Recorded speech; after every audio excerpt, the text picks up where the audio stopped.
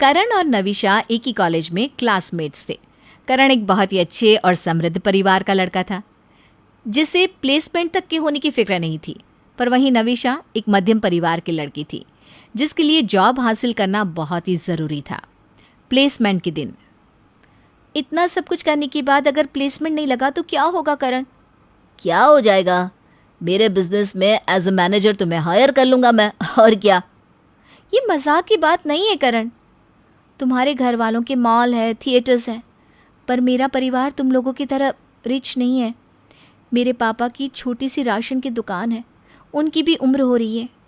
I want to help him. मेरी job हो जाएगी तो घर वालों को कितना फाइनेंशियल सपोर्ट मिल जाएगा। तुम समझ रहे हो ना करण? अरे नविशा, तुम तो नाराज़ ही होगी। मैं तो बस तुम्हारा मूड चिल करना चाह रहा था। वैसे भी जिस हिसाब से तुम्हारा प्रिपरेशन है ना, ये प्लेसमेंट तुम्हें ही लगने वाला है। और ऐसा ही होता है। नविशा की जॉब लग जाती है और वो अच्छा खासा कमाना शुरू कर देती है। इसी तरह 6 महीने बीत जाते हैं और एक दिन करण नविशा को प्रपोज कर देता है। मैं तुमसे शादी करना चाहता हूँ नविशा। अब ये दोस्तों की तरह मैं और नहीं रह सकता। Will you marry me? मैं भी तुम्हें पसंद करती हूँ करण, पर तुम्हारे घर वाले, हम दोनों की लाइफ में बहुत डिफरेंस है। वो नहीं मानेंगे। नहीं मानेंगे जानता हूँ, इसलिए मैंने सोच रखा है, मैं और तुम मंदिर चलते हैं और भगवान को साक्षी मानकर शादी कर लेंगे। और विटनेस में तुम्हारे फैमिली के लोग रहेंगे ही। आई नो अंकल आंटी मना नहीं करेंगे, तो चलो तुम्हारे पेरेंट्स के आशीर्वाद लेकर हम शादी कर लेते हैं। और बिना देरी किए करण नविशा से लव मैरिज कर उसे अपने घर बहू बनाकर ले आता है। दरवाजे पर नविशा को देखते ही पारुल गुस्से से चीख उठती है।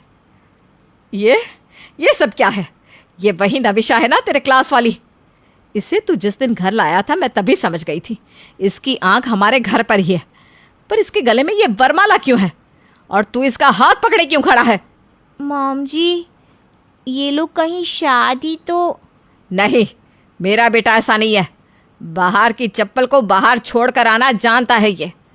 इसकी शादी मिस्टर बजाज की बेटी से ही होगी। After all they are our business partners. आरती की थाली तैयार कीजिए रामू काका, घर की छोटी बहू आई है। लीजिए, ले आए देवर जी अपनी धर्म पत्नी। बड़ा विश्वास था ना आपको इन पर। ये तो चप्पल को बस घर में ही नहीं लाए, सर पर चढ़ाकर भी रखने वाले हैं। पारो को ये ज़रा भी बर्दाश्त नहीं होता कि उसकी बहू एक मिडिल क्लास घर की लड़की है। इस शादी को यहीं खत्म कर और इसे अपने घर छोड़कर आ। बेटा, कौन जानता है कि तुम दोनों ने शादी कर ली है? अरे क्यों किसी के टेंशन को अपने सर पर ले रहा है?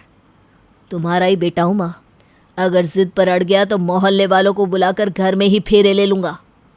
करण और उसके माँ के बीच की बहस बद से बदतर होने लगती है। बात को संभालती हुए शीला अपनी सास को इशारा कर चुप रहने का इशारा करते हुए कहती है, मम्मी जी, अब हो गया ना, आ गई बहू, स्वागत कीजिए इसका। चलो निमिषा, करण बहू को उसके कमरे में ले जाओ, और मम्मी जी आप मेरे साथ आइए, चलिए। अपनी सास को कमरे में ले जाकर शीला कहती है, एक आउटसाइडर लड़की के लिए क्यों अपने बेटे से अपना रिश्ता खराब कर रही हो मॉम जी? ऐसा गेम खेलो कि लड़की अपना सामान उठाकर खुद ही अपने मायके लौट जाए। Isn't it?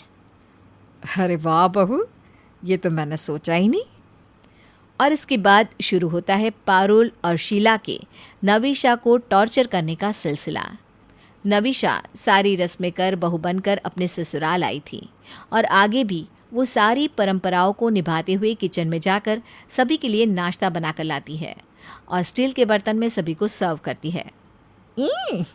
Mom ji, steel के बर्तन में तो हमारे नौकर खाना खाते हैं। छोटी मैम साहब, अब छोड़िए, मैं करता हूँ ना। खाने का सारा मूड ही खराब हो गया। छोटे घर की लड़की आएगी तो यही होगा ना।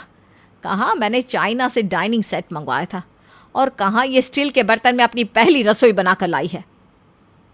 मैं फिर से डाइनिंग सेट में खाना लेकर आती हूँ मम्मी जी। कोई ज़रूरत नहीं है। शीला, तुम बाहर से कुछ ऑर्डर कर दो। नविशा की पहली रसोई को कोई नहीं चखता सिवाय उस घर के नौकरों के। दोपहर के वक्त नविशा घर का बाकी सारा काम करने के बाद कपड़े धोने के लिए वॉशिंग मशीन में डाल देती है। अब तो ये लोग कुछ नहीं कहेंगे कि हाथ से कपड़े धो दिए, अब हम ये कपड़े नहीं पहनेंगे। इस मशीन में तो नौकरों के कपड़े धुलते हैं, छोटे घर की हो। नविशा घर के कपड़ों के साथ साथ पर्दे, सोफ़ा कवर सभी धोकर छत पर जाकर सुखाकर आने के बाद अपनी सास के कमरे में दोपहर के खाने का मेन्यू पूछने जाती है। मम्मी जी, छी छी छी, ये महक कैसी? पूरे घर में तो सेंट्रलाइज्ड एसी है और तू पसीने से भीगी हुई कैसे है? वो मैं छत पर कपड़े सुखा कर आ रही हूँ ना मम्मी जी, इसलिए। यही समझाना चाह रही थी मैं करण को कि मत ला छोटे घर की लड़की। हमारे यहाँ नौकर है हर काम के लिए। हमारे घर की बहू ये छोटे मोटे काम नहीं करती। और हाँ, हमारे कपड़े लॉन्ड्री में धुलते हैं। मशीन तो हमने डोरमेट धोने के लिए रखे हैं। पर पता नहीं, तुम्हें तो शायद हाई सोसाइटी के रहन सहन का अंदाज़ा ही नहीं है। तभी वहाँ आग में घी डालने के लिए शीला आ जाती है। अरे अरे मम्मी जी, क्यों नाराज़ हो रही हो? अभी अभी आपने फेशियल कराया है, सारा का सारा ग्लो चला जाएगा। शाम को आपको पार्टी में भी तो जाना है। इसी चीज़ की तो टेंशन है। सास बहू थीम रखा है पार्टी में। मुझे लगा था इसे ले जाऊंगी, सबसे मिला भी दूंगी, पर देखो ऐसी हरकत है इसकी। इसे ले गई तो मेरी तो इंसल्ट होगी। इसे छोड़ो, तुम ही पार्टी में मेरे साथ चलना। पारुल और शीला हर समय नविशा को नीचा दिखाने का कोई ना कोई बहाना ढूंढती रहती। जब भी करण घर पर नहीं होता तब दोनों मिलकर नविशा की बड़ी जिल्लत करते, पर नविशा इस बारे में करण को कुछ नहीं बताती, क्योंकि वो माँ बेटे के बीच में किसी भी तरह की अनबन पैदा नहीं करना चाहती थी। पर कहते हैं ना, अगर आप किसी के साथ बुरा करें तो वो घूम फिर कर आपके पास ज़रूर आता है। जिस घर में घर की लक्ष्मी के साथ ही ऐसा बर्ताव हो रहा हो, उस घर में लक्ष्मी टिकती भी कैसे। करण की कंपनी को एक बहुत बड़ा नुकसान होता है और एक दिन करण अपनी माँ से कहता है, सब खत्म हो गया मम्मी, मैं नहीं संभाल पाया बिजनेस, अब क्या होगा? ऐसा क्या हो गया बेटा? तू इतना घबरा क्यों रहा है? मैंने आज तक कभी तुझे इतनी चिंता में नहीं देखा। हमारा पूरा बिजनेस, सारी प्रॉपर्टी, सब दांव पर लग चुका है। कभी कुछ भी हो सकता है। डैड और भैया भी तो फॉरेन टूर पर है, जब तक वो आएंगे सब खत्म हो चुका होगा। तभी फ़ोन पर अपनी मम्मी से बात करती हुई नविशा वहाँ आती है। करण की कही सारी बातें नविशा की माँ सुन लेती है और ज़रा भी देर ना करके नविशा के पेरेंट्स उसके ससुराल पहुँच जाते हैं। करण बेटा, ये लो 5 लाख रुपए। फ़िलहाल कैश मेरे पास इतने ही थे, हो सकता है ये तुम्हारी कुछ मदद कर पाए।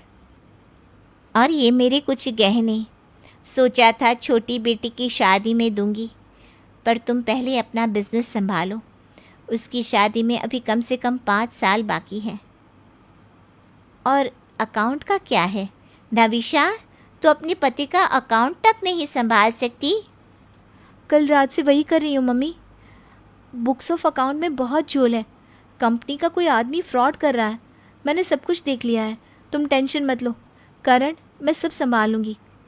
नविशा सारे फ्रॉड का पता लगा लेती है और अपने पति के साथ मिलकर कुछ ऐसा मैनेज करती है कि उसके ससुर और जेठ के आने के पहले ही सब कुछ संभल जाता है। पारुल और शीला खड़ी की खड़ी रह जाती है और अकेली नविशा पूरी कंपनी एक हाथ से हैंडल कर लेती है। पापा, मम्मी ने अगर मदद नहीं करी होती और तुमने साथ ना दिया होता तो कुछ भी नहीं हो पाता। ये 5 लाख रुपए 5 करोड़ साबित हुए मम्मी। नविशा के सर पर हाथ फेरते हुए पारुल कहती है, छोटे घर की बहू, छोटे घर की बहू, यही कहती थी ना मैं तुझे। आज इसी छोटे घर की बहू ने हमारा ये बड़ा घर बचा लिया। मुझे माफ़ कर दे बहू। और करण, आज शाम को एक शानदार पार्टी होगी हमारे बिजनेस के बचने की खुशी में और हमारी लक्ष्मी के आगमन की खुशी में। पूरे शहर को पता चलना चाहिए, मेरा बेटा हीरा ढूंढ कर लाया है, हीरा। और इस इंसिडेंस के बाद पारुल का नज़रिया अपनी बहू के लिए हमेशा हमेशा के लिए बदल जाता है और वो उसे बिल्कुल शीला की तरह ही प्यार करने लग जाती है।